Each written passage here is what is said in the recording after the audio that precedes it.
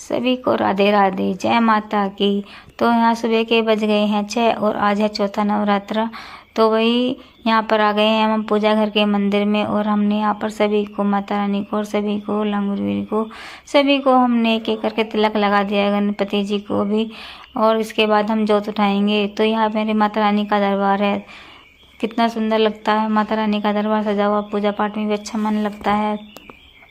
तो यहाँ हमने जोत कर लिया। जोत देखो हमारी कितनी अच्छी जोत आई है अच्छे से। तो यहाँ पर हमने क्षमा याचना मांग लिया, जिस चीज़ की कमी रह गई हो या पूजा में हमसे कोई गलती हो गई हो तो उसके लिए हमने माता रानी से क्षमा याचना कर मांग ली है। और अब चलते हैं। यहाँ पर देखना कि जोत कितनी अच्छी और सुंदर आई है, ब्यूटीफुल।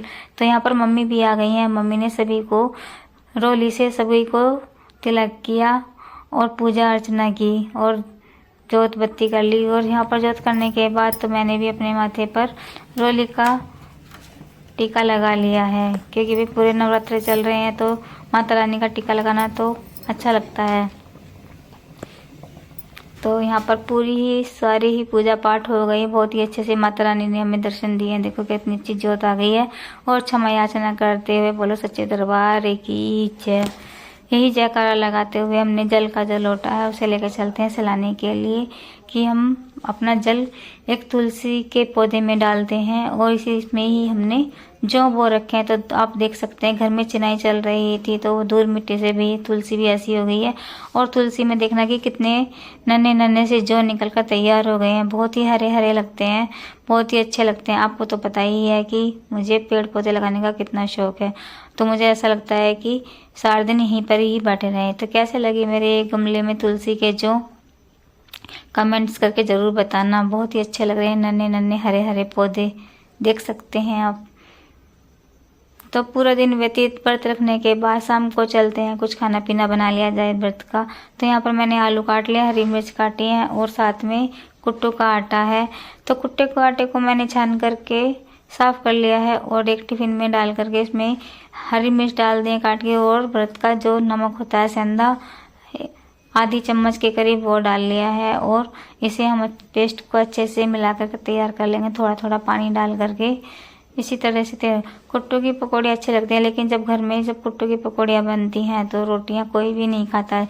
सब व्रत वालों का ही खाना खाते हैं, चाहे पिट्ठी बने या पकौड़ी बने।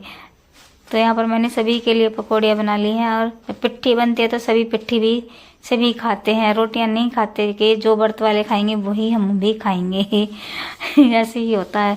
तो यहाँ पर मैंने आलू को पेस्ट में मिला करके कढ़ाई में छोड़ दिया और इसी तरह से सारी पकौड़ियाँ बन जाएंगी।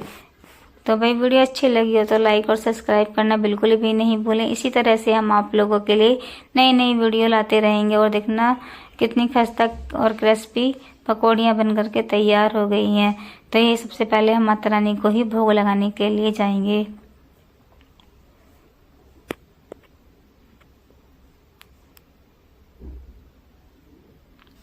देखना कितनी अच्छी पकौड़ियाँ बनकर तैयार हुई हैं। इसी तरह से वीडियो पर बने रहिए भाई लोग, बहनों लोग, सभी। तो यहाँ पर थाली आ गई है माता रानी की। तो सबसे पहले माता रानी को भोग लगाने जाएंगे, उसके बाद ही हम मोरा करके बनाएंगे। कढ़ाई को पे अब हम उतार देंगे, क्योंकि पहले भोग लगाने के बाद ही हम बनाएंगे। और ये जो मेरे हाथ में पकौड़ी इससे लगा दिया हमने अग्निदेव को भोग, क्योंकि यही हमें भोजन बनाकर